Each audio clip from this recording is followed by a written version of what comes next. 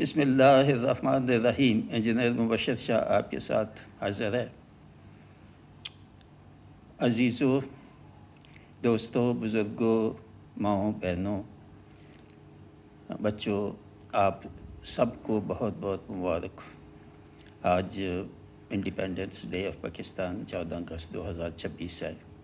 میری طرف سے سب کو، تمام پاکستانیوں کو بہت بہت مبارکباد۔ اللہ تعالیٰ سلامت رکھے، خوش رکھے پاکستان کو، آپ کو۔ پاکستان کی محبت بہت اہم ہے، ہمارے دلوں میں، دلوں کے گوشے گوشے میں ہونی چاہیے ہر کسی کے۔ اختلافات اپنی جگہ، سیاسی اختلافات اپنی جگہ، سیاستدانوں کے اختلافات، دوسروں کے اختلافات اپنی جگہ، مگر پاکستان، اللہ تعالیٰ نے یہ جو مملکت ہمیں عطا کی، اس کی بڑی نعمت ہے، اس کا شکر ادا کرنا چاہیے۔ نہ شکری کی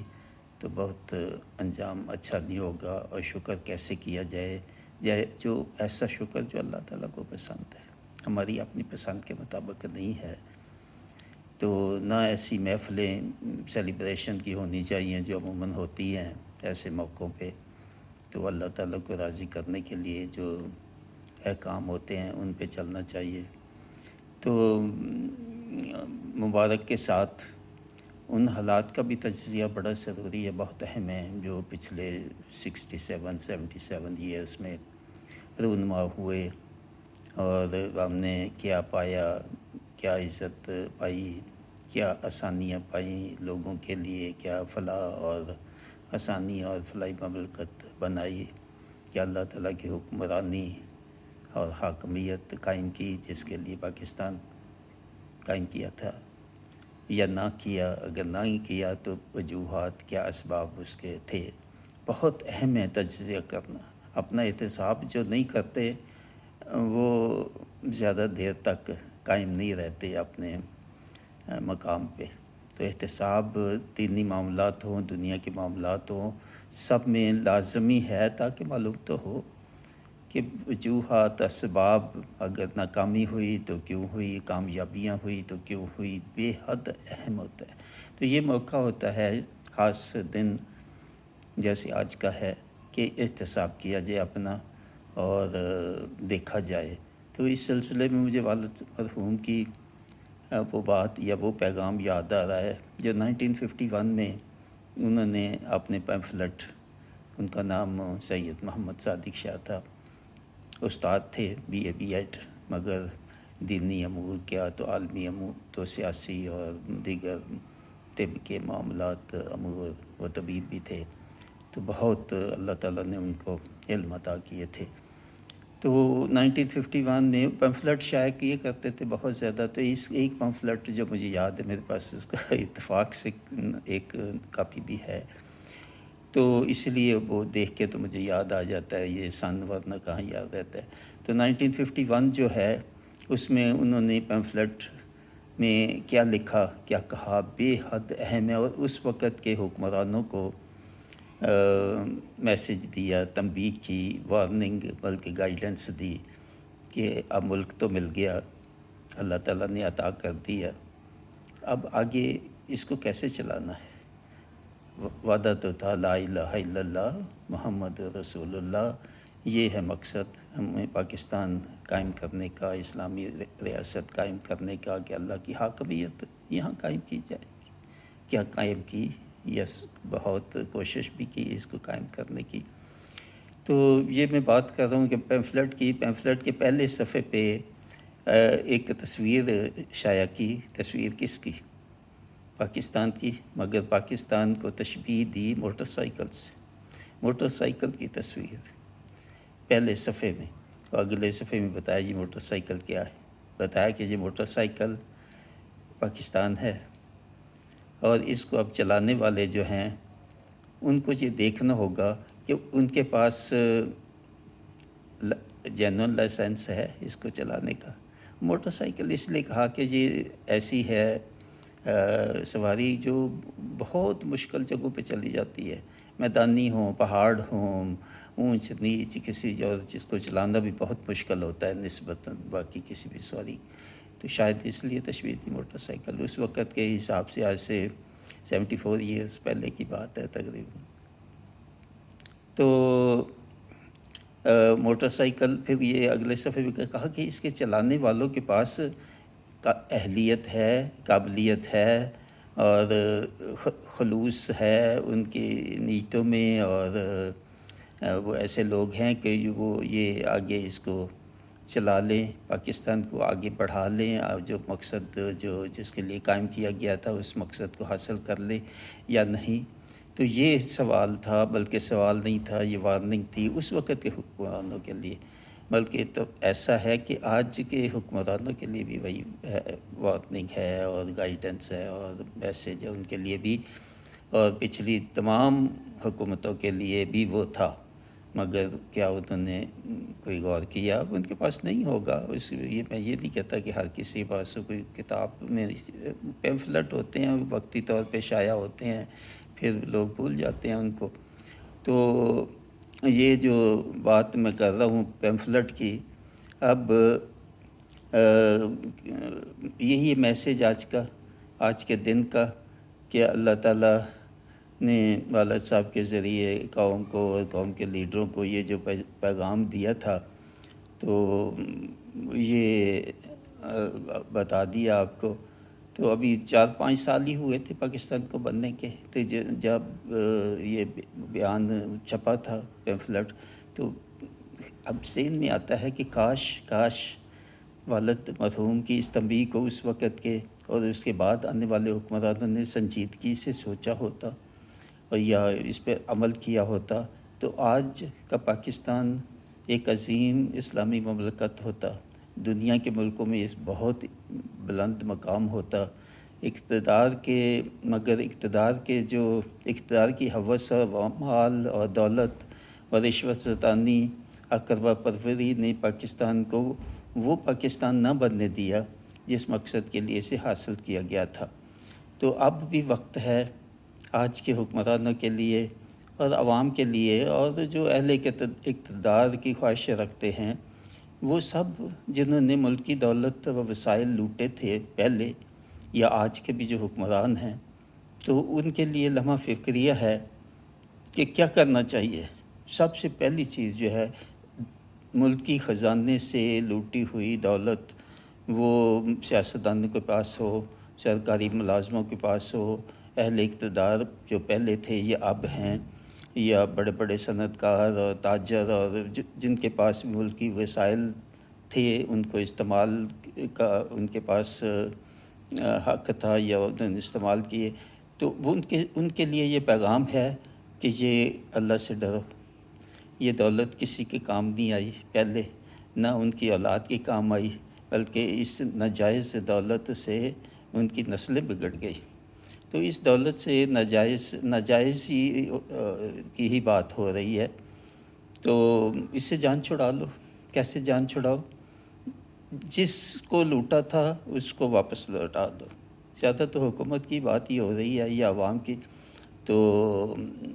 سرکاری خزانے میں جمع کرا دو، والنٹیرلی جمع کرا دو،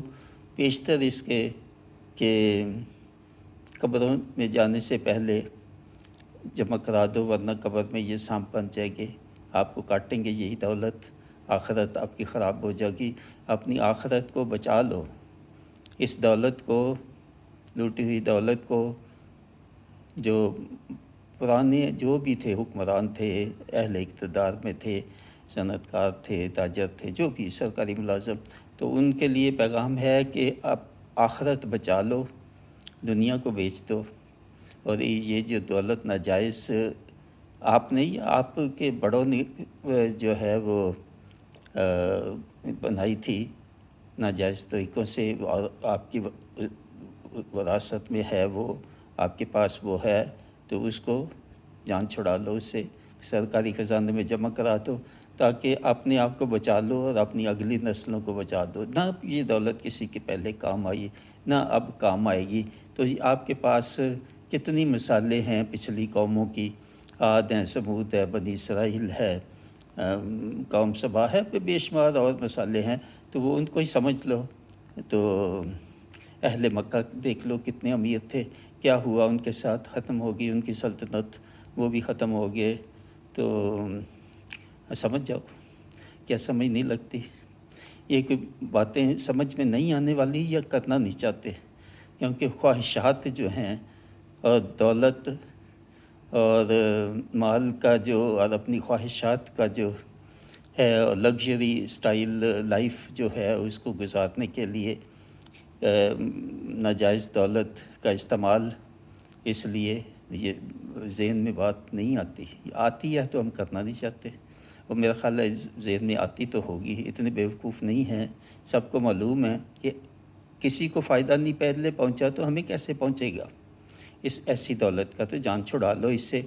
تو یہی اللہ تعالیٰ کا بہت پیغام ہے۔ اور دوسرا یہ ہے کہ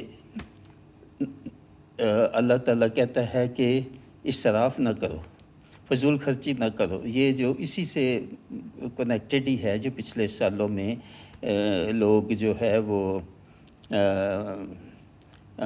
کیوں ہم پیچھے رہ گئے، معیشت ہماری خراب کیوں ہوئی، قرضے جو ہے اتنے لینے پڑے ہمیں اپنے ملک کو چلانے کے لیے، تو بجلی کے ہوں، پانی کے ہوں اور دوسری انڈسٹریز کو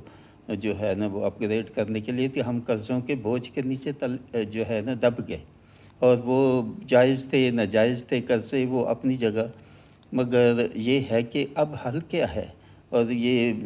میرا 15 اگست 2022 ہے شاید، تو یوٹیوب پہ بیان ہے، وہ بھی ضرور سنیں، اسی سے متعلقہ ہے، یہ اسی کی کنٹینیوشن سمجھے۔ تو اس کا ٹائٹل بھی تھا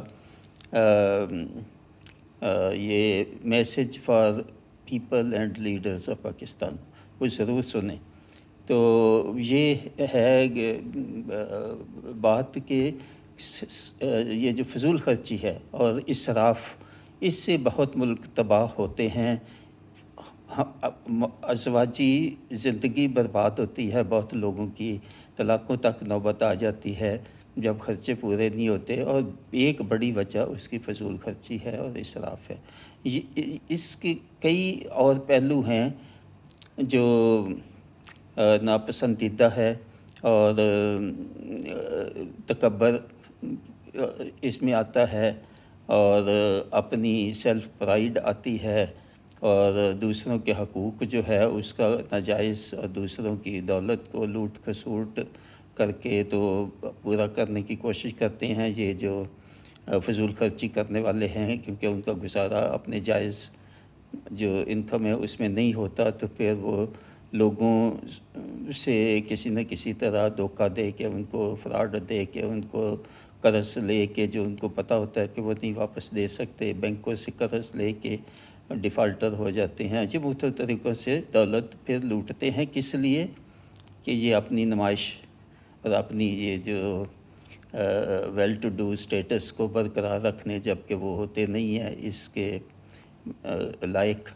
تو اس کے لیے یہ سب کچھ ان کو کرنا پڑتا ہے، جو بھی گناہ ہے۔ ایک گناہ جو بہت بڑا ہے فضول خرچی، یہ ایک گناہ ہے جس کو اللہ تعالیٰ نے کہا کہ فضول خرچی کرنے والے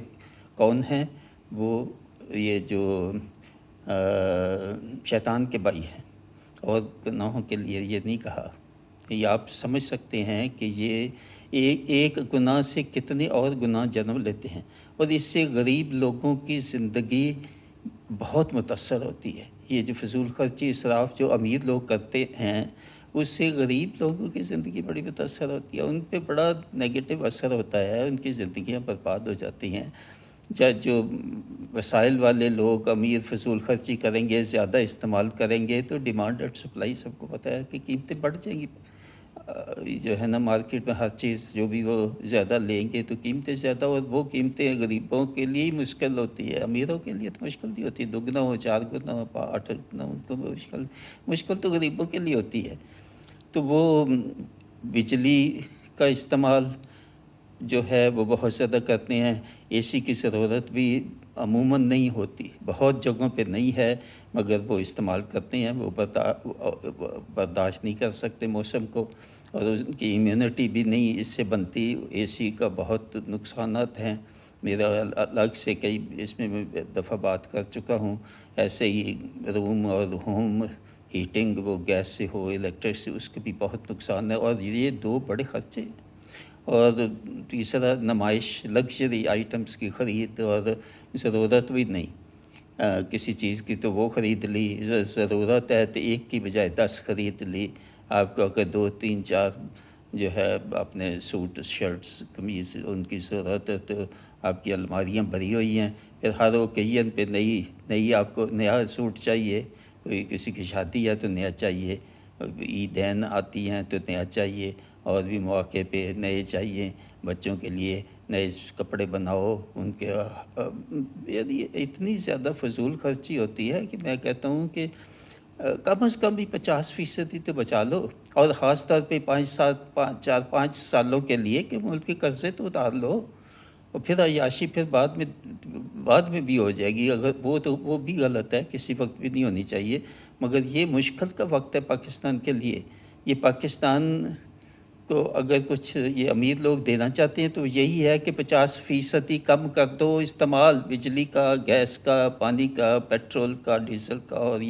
اور اپنے جو فوڈ آئٹمس ہیں گھر کے، اور لباس اور کپڑے، اور یہ سب اخراجات 50% کم کر دو۔ یہ امیروں کے لیے میرا پیغام ہے، آج کا نہیں، 5 6 سال سے میں اس کو مجھے یاد بھی نہیں کہ کتنی دفعہ کتنے لیکچرز میں یہ کہہ چکا ہوں، مگر جوں تک نہیں رینگتی۔ امیر لوگ یہی سمجھتے ہیں میرا پیسہ میں زکوٰۃ دوں نہ دوں کوئی بات نہیں، میرا پیسہ حلال ہے حرام ہے کوئی بات نہیں، میرا پیسہ جیسے چاہیے خرچ کروں، میں فضول خرچی کروں میں نہ کروں، میں اسراف کروں میں نہ کروں، میرا پیسہ میری مرضی۔ یہ ہے ایٹیچیوڈ، میرا پیسہ میری مرضی، میری خواہشات میری مرضی، کوئی پرواہ نہیں ہے کہ اللہ تعالیٰ کی حدود کیا ہے، اللہ تعالیٰ نے بتایا ہے کہ پیسے کو کیسے خرچ کرنا ہے، اور یہ نہیں ہے کہ زکوٰۃ دے دی تو اس کے بعد جیسے جی چاہے خرچ کرو، نہیں، زکوٰۃ دینے کے بعد بھی پہلی چیز تو ہے حلال ہو، حلال کے بعد زکوٰۃ دو، زکوٰۃ کے بعد جو ہے پھر بھی پابندیاں ہیں، بہت لوگوں کو غلط فہمی کہ زکوٰۃ دے دی اب یہ سب میرا پیسہ میں جیسے جی چاہو خرچ کرو، نہیں، ایسے بالکل نہیں ہے۔ اس کے بعد ہے کہ فضول خرچی نہیں کرنی، اسراف نہیں کرنی، اپنا پرائیڈ بنانے کے لیے کہ اچھے بڑے بڑے برانڈس میں خریدوں، اور خرچہ جہاں 5,000 ہونا ہے تو میں 20,000 خرچ کروں، بلوں پہ 1.5 لاکھ جو ہے نا کر دوں، جبکہ سب بچا کے ادھر 15-20 ہزار میں بھی ہو سکتا ہے، نہیں کرنا چاہتے۔ یہ غریبوں کے حقوق چھیننا ہے،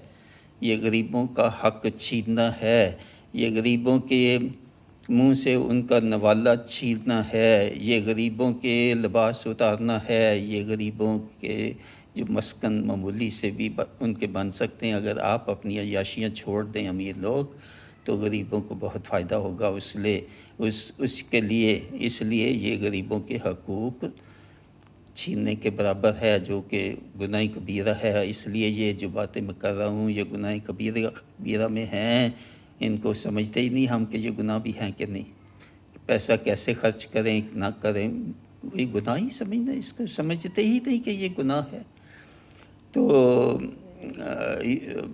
میں یہ بہت دفعہ کہا ہے، الحمدللہ میں اپنے لیے اے سی نہیں استعمال کرتا، میں کسی بھی موسم میں، سردی کے کیسی بھی ہے، میں سردی کا کیسا بھی موسم میں ہیٹنگ نہیں کرتا، نارمل نیچرل جو بھی ہوتا ہے روم ٹیمپریچر اس میں گزارا کرتا ہوں، گزارا ہو سکتا ہے، میں لاہور میں ہوں، اور میرا خیال ہے بہت جگہوں پہ تو اس سے بھی بہتر گزارا ہو سکتا ہے، جتنا اور نارتھ میں چلے جائیں بلکہ ساؤتھ میں بھی چلے جائیں تو پھر بھی بہت جگہوں پہ گزارا ہو سکتا ہے۔ تو یہ اب والد صاحب کی جو بات ہے یہ کہ خزانے میں واپس دے دو لوٹی ہوئی دولت، اور پھر اللہ تعالیٰ سے توبہ کر لو، جو ہو چکا سو ہو چکا، آئندہ کے لیے اپنی اصلاح کر لو، تاکہ ابھی بھی وقت ہے کہ بچا لو اپنے آپ کو، ملک کو بچا لو، غریبوں کی زندگی پہ جو آپ زیادتیاں اتنی کی اور اب مزید نہ کرو، ان کا شاید لبریز ہو جائے ان کا جو پیمانہ ہے اور وہ ٹوٹ پڑے،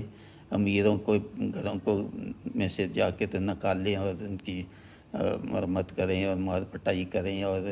ان کے گلوں تک پہنچیں، اس وقت آنے سے پہلے سن لو، سدھر جاؤ، اپنی اصلاح کر لو۔ جو میں کر رہا ہوں یہی ایک حل ہے پاکستان کی معیشت کو بچانے کا، پاکستان کو بچانے کا، غریبوں کے حقوق کو بچانے کا، اور دوسرا کوئی حل نہیں ہے ان موجودہ حالات میں۔ تو یہ جو اللہ تعالیٰ نے امانت دی ہے پاکستان، اس کو بچا لو، اور اس کی حفاظت اب سب کے ذمہ ہے، اور ایسے ہے حفاظت جیسے میں آپ کو بتا رہا ہوں، ورنہ قرضوں میں زیادہ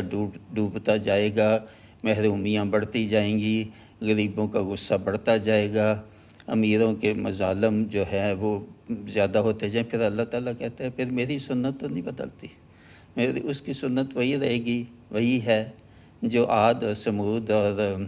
بنی اسرائیل کی تباہی اور بربادی کا سبب بنی۔ تو ہمارے ساتھ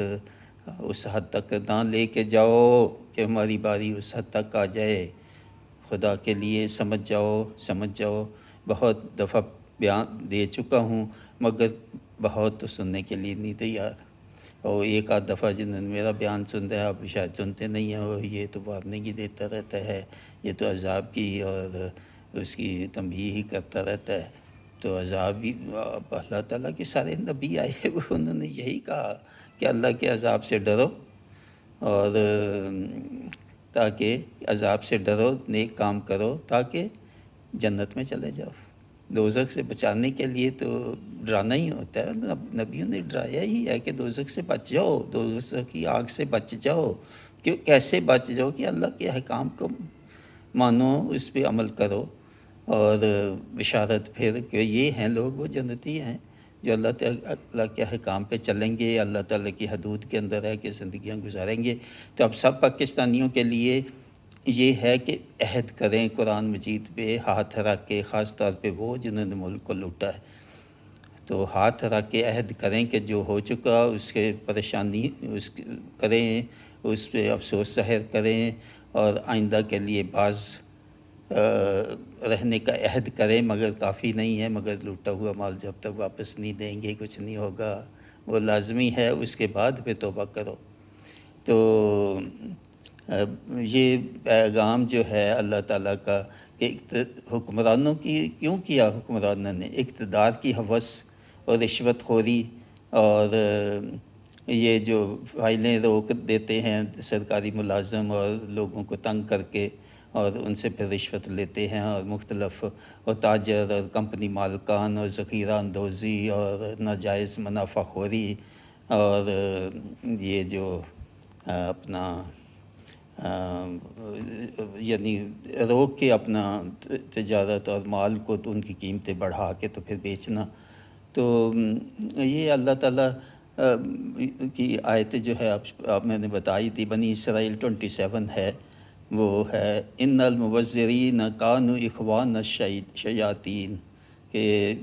بے شک کہا ہے، یعنی یہ چیز ایسی ہے جس میں شک نہیں ہے، یعنی لازمی یہ ہے، بے شک فضول خرچی کرنے والے شیطان کے بھائی ہیں۔ تو سمجھ جاؤ، اور غریب کے جو گھروں کی بجلی ہے تو وہ اگر آپ اے سی نہیں چلاتے،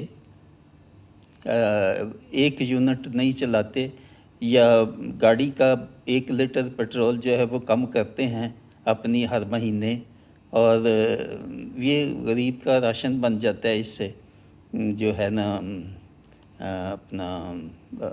اس کے لیے۔ اور دوسرا یہ ہے کہ شادیوں پہ، بیاہ پہ، جو ایک شادی آپ کی جو ہوتا ہے خرچ، اس کے 100 بچیوں، غریبوں کی بچیوں کی شادی اس سے ہو سکتی ہے۔ تو خیال کرو، بچت کرو، یہ 50% ریڈیوس کرو اپنے ایکسپینسز، اور غریبوں کے بینکوں میں نہیں اس کو رکھو۔ میں یہ نہیں کہہ رہا کہ 50% ہی بچا کے تو اپنے بینکوں میں اپنی دولت اور بڑھاؤ، 50% یا 30-40-50% سیو کر کے غریبوں میں بانٹو، غریبوں کو دو، کسی طرح بھی دو، غریبوں کے پاس وہ جانی چاہیے۔ اور جو لوٹا ہوا مال ہے وہ الگ گورنمنٹ کے سامنے میں سب کا سب جمع کراؤ، تقریباً حساب کر کے جمع کراؤ۔ تو یہ چند باتیں ہیں جو اس خاص موقع کے لیے میں کہنا چاہتا ہوں۔ اور یہ صرف گناہ یہ جو ہے ایوانوں تک محدود نہیں ہیں، صرف حکمرانوں تک محدود نہیں ہے اور ملک چلانے والوں تک محدود نہیں ہے، بلکہ یہ جو ہے جو وہ لوگ سرکاری افسران جو بہت بڑے عہدوں پہ رہے ہیں اقتدار کے، بہت بڑے بڑے صنعت کار اور بڑے بڑے تاجران، اور جن کا ملکی وسائل پہ کچھ نہ کچھ اثر رہا ہے، یہ سب ان کے لیے ہے۔ اور غریب کو سکون نہ ملا تو غریب پھر آپ کے گردنوں تک پہنچیں گے۔ اور اس میں ہو چکا بہت دفعہ، بہت ملکوں میں آپ نے یہ دیکھ لیا ہے کہ ایسے ہی ہوتا ہے پھر فائنلی۔ تو اس حد تک پہنچنے سے پہلے یہ جو باتیں میں نے بتائی ہیں یہ سن لو۔ اور یہ جو موٹر بائک کی مثال میں نے دی کہ یہ موٹر بائک تو مل گئی حکمرانوں کو، اب اس کو چلانے کی بھی اہلیت پیدا کرو، قابلیت پیدا کرو، خلوص اور نیک نیتی جو ہے وہ پیدا کرو، اور لوگوں کی خدمت کا جذبہ پیدا کرو، تاکہ یہ موٹر سائیکل اس منزل تک لے جائے جس کا خواب قائد اعظم رحمۃ اللہ علیہ اور حضرت علامہ اقبال نے دیکھا، اور دوسرے پاکستان کے لیڈروں نے بھی دیکھا، بلکہ میرے والد صاحب نے بھی اس میں حصہ ڈالا ہوگا۔ اس وقت وہ بھی اسی تبلیغی مشن میں تھے جو قرآن کا مشن ہے، اور تبلیغ اور انسانیت کی خدمت، اور وہ بھی اس میں شامل تھے۔ بلکہ ان سے تو سنا تھا ایک دفعہ کہ یہ سب سے پہلے جو آئیڈیا تھا 2 اسٹیٹ سولوشن، یعنی مسلم اور جو ہندو ہیں انڈیا کے، ان کے الگ الگ ملک ہونے چاہیے۔ وہ کہتے تھے پہلے میں نے بہت پہلے کہیں دوستوں میں کہا ہوگا، کیا ہوگا، یا کسی اپنے پیمفلیٹ میں شائع کیا ہوگا، مجھے وہ یاد نہیں، مگر وہ کہتے تھے کہ بہت پہلے انہوں نے اس کا جو ہے نا آئیڈیا دیا تھا۔ تو اللہ تعالیٰ سے دعا ہے تو اللہ تعالیٰ مجھے، میری اولاد کو، آپ کو، سب کو توفیق دے، اور خاص طور پہ حکمرانوں اور اہل اقتدار کے لوگوں کو کہ سیدھے راستے پہ آ جائیں، اللہ تعالیٰ کے جو قوانین ہیں ان پہ چلیں، اور اللہ تعالیٰ کے عذاب سے ڈریں اس وقت سے کہ کہیں اتنی دیر نہ ہو جائے کہ مہلت نہ ملے۔ یہ ایسے ہی ہوتا ہے کہ پھر اچانک آتا ہے عذاب، آخری عذاب،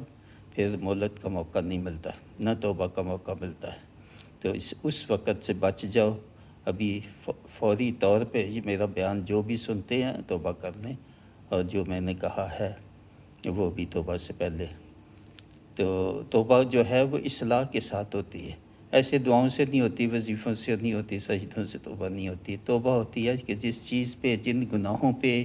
توبہ کرے ان کو چھوڑنا ہے، ان پہ افسوس ساری زندگی کرے کہ ہم بہت غلط کرتے رہے ہیں، افسوس کریں۔ یہ کوئی ایک دفعہ بیٹھ کے توبہ کر لی توبہ نہیں، ایسے یہ نہیں، توبہ مسلسل عمل ہے، مسلسل